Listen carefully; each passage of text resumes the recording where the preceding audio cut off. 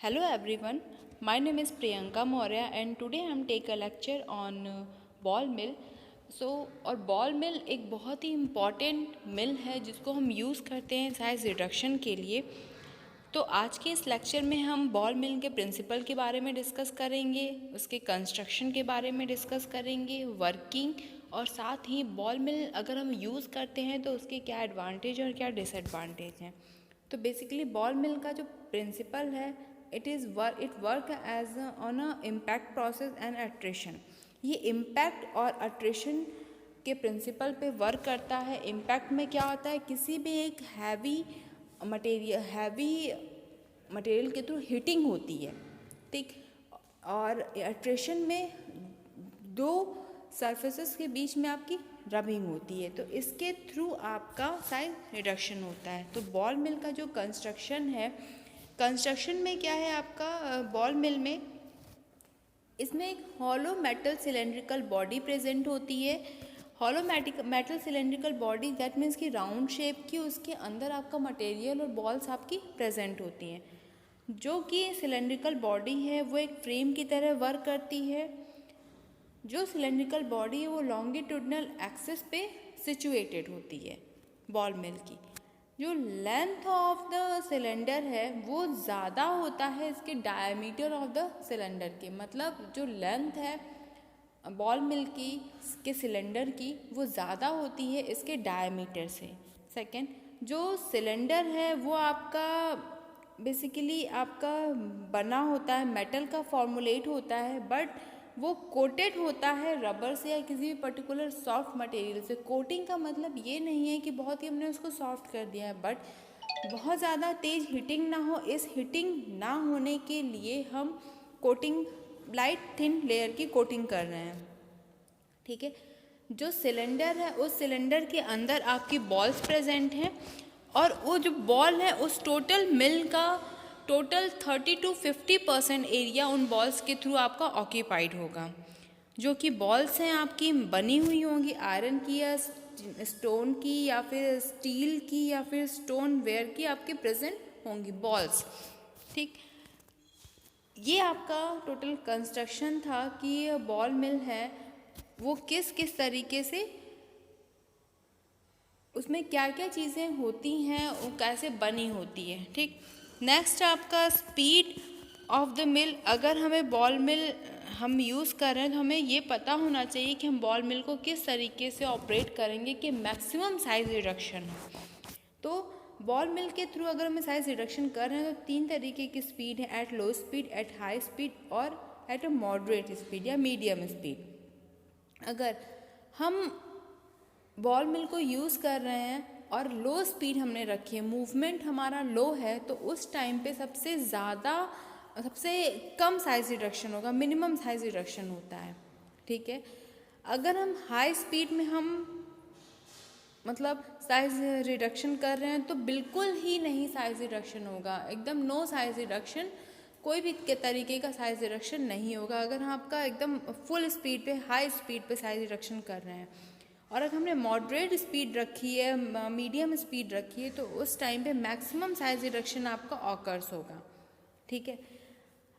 अब ये 3 तरीके की स्पीड थी जिनको हम यूज़ करते हैं साइज रिडक्शन के लिए। मतलब अगर हमने बहुत ही कम स्पीड रखी है तो थोड़ा साइज रिडक्शन होगा, अगर बहुत ही तेज़ स्पीड में हमने बहुत ही तेज़ मूवमेंट हमने रखा है बॉल मिल का, तो उस टाइम पे बॉल्स जो होंगे वो अपने सिलेंडर के सरफेस पे ही मूविंग उनकी होती रहेगी, इसकी वजह से बिल्कुल भी साइज रिडक्शन नहीं हो पाएगा।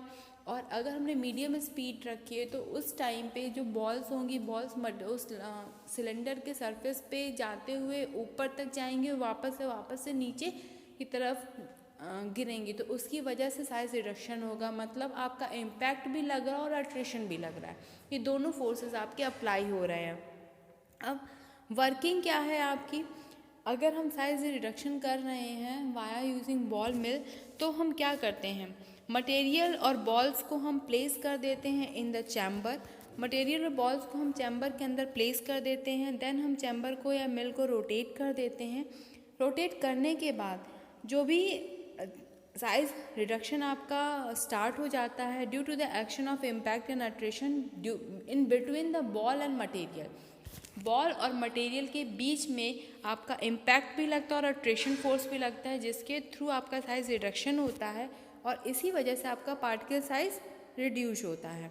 साथ उसके बाद हम मैश के थ्रू या स्क्रीन के थ्रू उस मटेरियल को पास आउट कराते हैं, जिसके थ्रू आपका साइज सेपरेशन भी हो जाता है।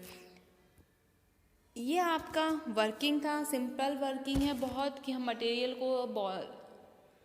मटेरियल को हमने फीड या फीड को हमने फिल कर दिया है, साथ ही बॉल्स को फीड कर दिया है, अपनी मिल को ऑन कर दिया है, रोटेशन हो रहा है और उस रोटेशन में बॉल्स भी आपके प्रेजेंट है और मटेरियल भी प्रेजेंट है। तो उस मटेरियल और बॉल्स के बीच में आपका इम्पैक्ट एंड अट्रेशन दोनों फोर्सेस आपके अप्लाई होंगे, जिसकी वजह से साइज रिडक्शन होगा और एट लास्ट हम मैश के थ्रू या स्क्रीन के थ्रू पार्टिकल्स को सेपरेट कर लेंगे। ठीक, बॉल मिल के ये यूजेस हैं, ये यूज़ किया जाता है हार्ड एंड अब्रेसिव मटेरियल के लिए भी हम यूज़ कर सकते हैं। अगर हम बॉल मिल को यूज़ कर रहे हैं साइज रिडक्शन के लिए, तो डाइज या पिगमेंट या फिर इंसेक्टिसाइड्स को हम यू के साथ एंड लो स्पीड पे हम इन मटेरियल का साइज रिडक्शन कर सकते हैं। इसके एडवांटेज ये हैं कि हमने अपने लास्ट लेक्चर में ये पढ़ा है कि हम कौन कौन से मिल्स को यूज़ करते हैं तो किस तरीके का पार्टिकल साइज हमें ऑब्टेन होता है। तो अगर हम बॉल मिल को यूज़ कर रहे हैं तो वेरी फाइन पाउडर आपको ऑब्टेन होता है आफ्टर मिलिंग। ठीक, अगर अलग अलग हम मटेरियल्स के साथ भी हम साइज रिडक्शन कर सकते हैं वाया यूजिंग बॉल मिल। हमें अगर वेट ग्राइंडिंग करनी है या ड्राई ग्राइंडिंग करनी है, दोनों ही प्रोसेस में हम साइज रिडक्शन कर सकते हैं बॉल मिल को यूज़ करके। वेरी इकोनॉमिकल है बॉल मिल और इजी टू ऑपरेट है। कोई भी हमें एक्स्ट्रा मेथड की ज़रूरत नहीं होती है, हमें अलग से जानने की ज़रूरत नहीं होती कि हम इसे किस तरीके से ऑपरेट करेंगे। अगर हमें बहुत ही अलग अलग शेप और साइज़ेस की बॉल्स अवेलेबल होती हैं, जिनको हम यूज़ कर सकते हैं अपने साइज़ रिडक्शन में अपने बॉल मिल में। साथ ही अब इसके कुछ डिसएडवांटेज हैं। सबसे फर्स्ट डिसएडवांटेज आपका ये है कि it is a very noisy machine. बहुत, अगर हम बॉल मिल के साथ साइज़ रिडक्शन कर रहे हैं तो बहुत ही ज़्यादा नॉइज़ होता है। सेकेंड डिसएडवांटेज है ये आपका बैच प्रोसेस है, हम इसको कंटिन्यूसली नहीं कर सकते हैं ऑपरेट। थर्ड डिसएडवांटेज का, it is a very slow process. बहुत ही स्लोली हम साइज रिडक्शन अगर आपका हो रहा है, बहुत ही धीमे बहुत ही स्लोली आपका साइज रिडक्शन होगा मटेरियल का। लास्ट डिसएडवांटेज जो है वो आपका बहुत ही इम्पॉर्टेंट है, जैसे कि थर्मोलेबाइल ड्रग्स के साथ हम बॉल मिल के साथ साइज रिडक्शन नहीं कर सकते हैं। अगर हमें बॉल्स को हमें वेट या फिर वेल क्रशिंग करनी है या फिर कंटामिनेशन भी आपका कॉज हो सकता है बॉल की वजह से। अगर जैसे बॉल में कोरोजन हो गया है या किसी भी वजह से हमारा कंटामिनेशन ऑफ द प्रोडक्ट में कंटामिनेशन हो सकता है। तो ये इसके डिसएडवांटेज थे। तो आज के इस लेक्चर में हमने बॉल मिल का इंट्रोडक्शन पढ़ा है, principle, construction, working, uses, advantage and disadvantage. ठीक, नेक्स्ट लेक्चर में हम हैमर मिल के बारे में डिस्कस करेंगे कि हैमर मिल का क्या प्रिंसिपल है, क्या कंस्ट्रक्शन है, working, uses, advantage and disadvantage. Thank you very much.